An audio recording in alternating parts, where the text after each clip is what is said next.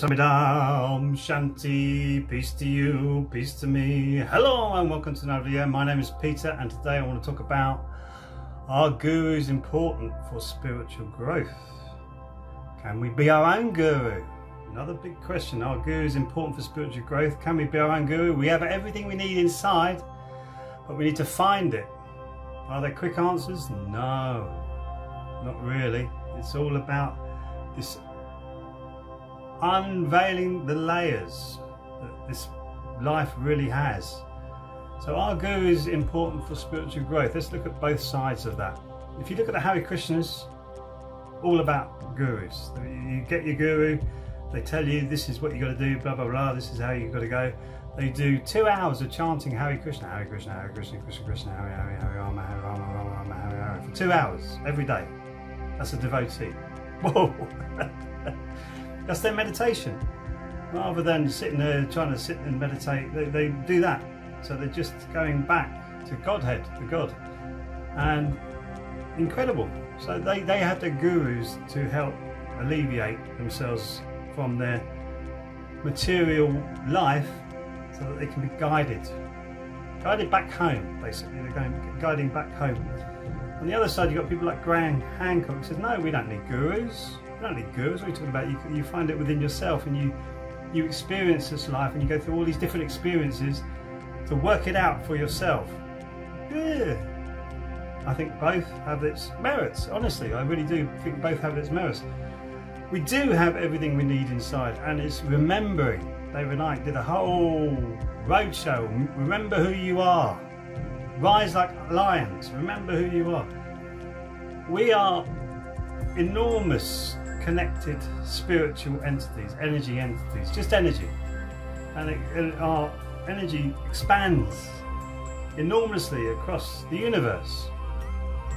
And we're pinpointed like a telescope into this human being.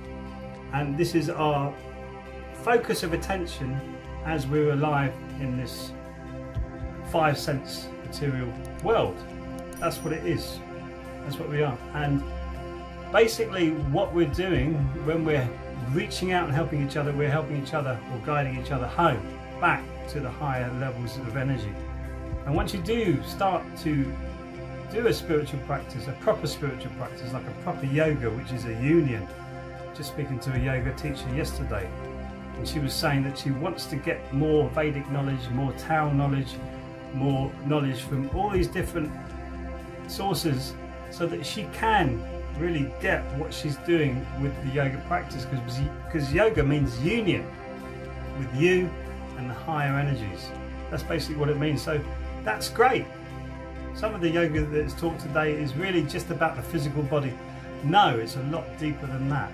It's a lot deeper than that. So your spiritual growth will be hindered if you feel you're going to a yoga class where you're not actually growing spiritually. That's not how it is at all. Sadhguru is a very harsh critic of that, of the yoga of the West, a lot of the yoga of the West, not all of it. Don't be offended if you are part of this yoga scene, but a lot of it is not really teaching the spiritual growth, and that's what it's all about.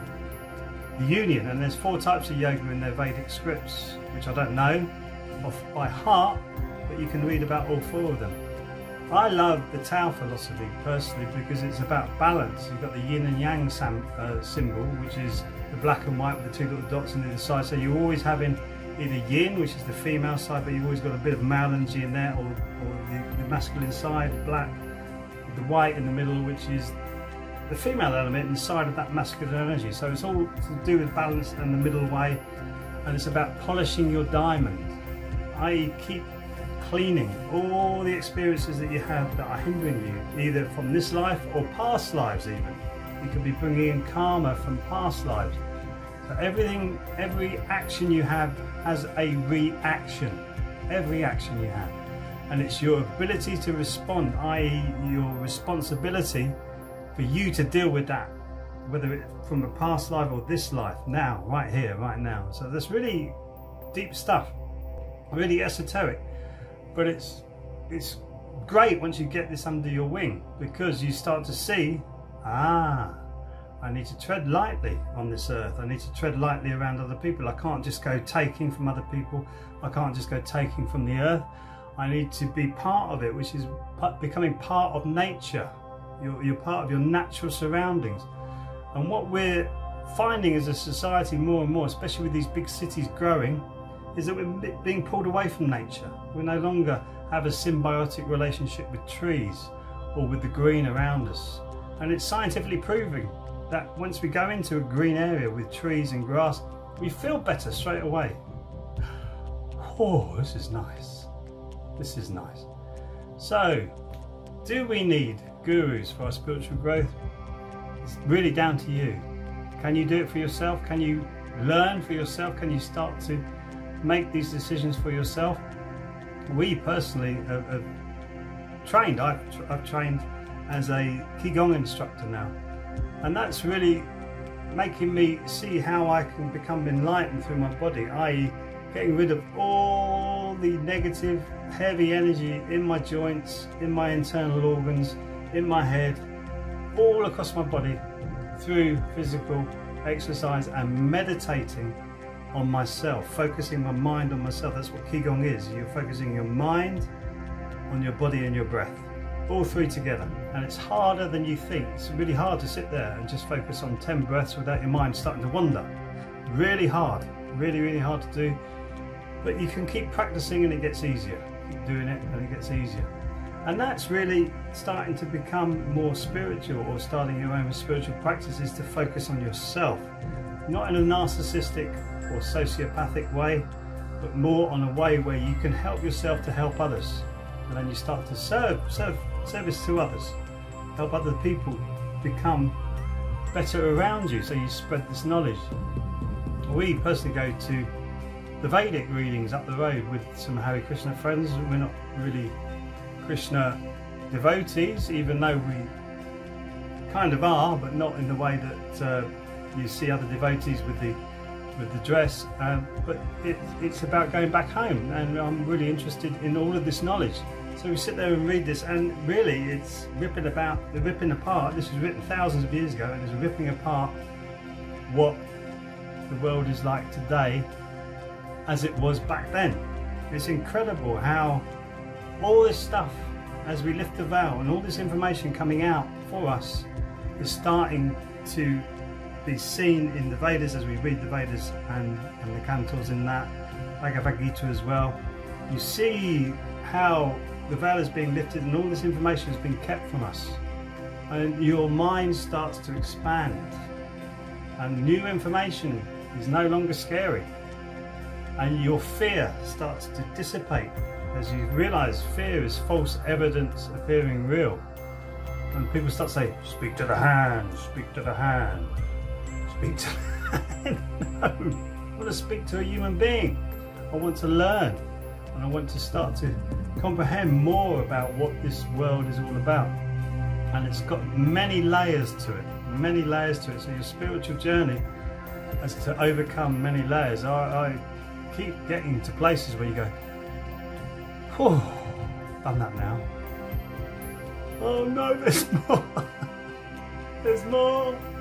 There's more, always more. You have to keep moving through more and more and more. And you realise once you start to take on a spiritual practice, which is part of either yoga or Qigong, body and brain's great, connecting your mind and your body together, you realise you have the energy to get through this, and all these other material things become less and less important.